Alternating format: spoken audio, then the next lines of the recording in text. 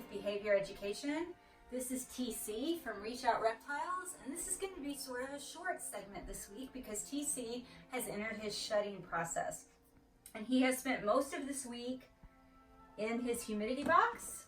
I've got some pictures and some video of him in this humidity box. It's got damp sphagnum moss in it, but this is where he spent most of this week.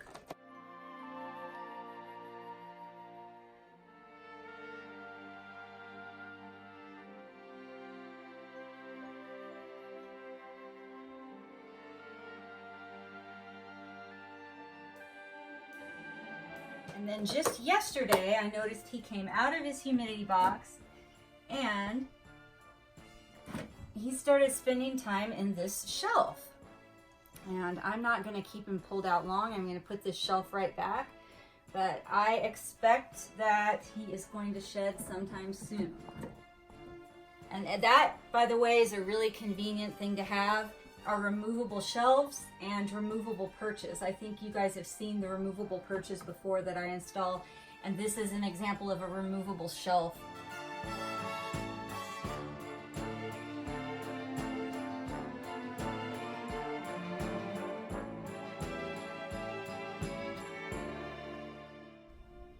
Today is Tuesday, September 3rd, 2019. TC has been in his humidity box a lot the last 72 hours, and I would say that it's more than his normal daily time spent in the humidity box. So I would venture to guess that he is going to be entering or has already entered a shed process. And we are going to leave him alone. I just wanted to show you an example of one of the types of humidity boxes that I use for the snakes.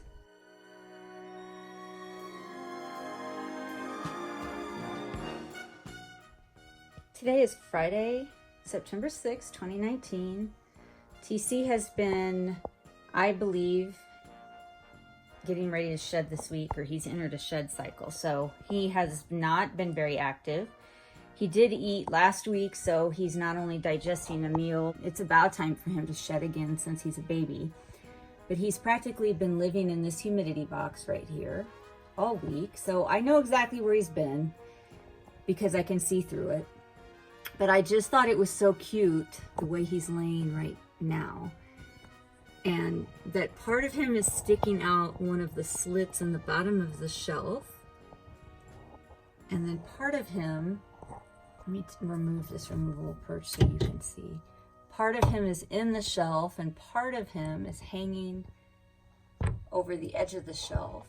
So he's in a weird position, but I just thought it was cute and that must feel comfortable for him. So I just gave him more water in his swimming pool, more water in his drinking bowl, and refreshed this humidity box. And I'm gonna go to the other end and do the same thing. Here we are on the other end of his enclosure, and I just gave him fresh water in this water bowl and refreshed this humidity box, which is the one he's been lying in all week. And as you can see, there he is, draped sort of over his shelf, and then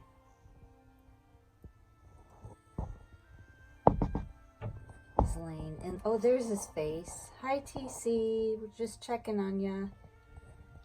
I don't know how that's comfortable, but if you like it,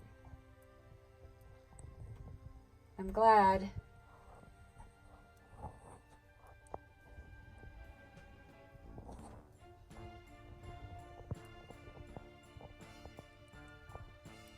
So cute. All right, I'm gonna leave you alone. Hi, TC. You know what today is? It's Super Dwarf Sunday. I know that you are going through a shed process and you aren't going to be a very cooperative participant. That's okay. It'll be a short one. You're still pretty alert though. I had to stick your little nose over the top of that when I came in here to check on you. Good boy.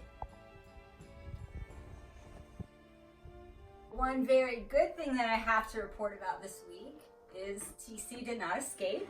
So for those of you who watched the episode last week, I talked about how TC escaped and got loose in the room, and we found him in the closet that's right behind me. And I made some modifications to his enclosure.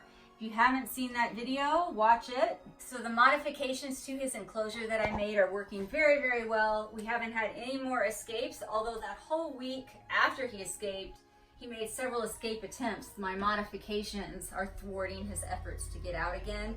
And then this week, he's been inactive. He's either been in his humidity box or lying in that shelf, and we will see if he sheds soon, and I'll keep everybody updated. This has been this week's episode of Super Dwarf Sunday. Today is Sunday, September 8th, 2019. Everybody have a great week. Always try to be kind, love your animals, and we'll see you next Sunday.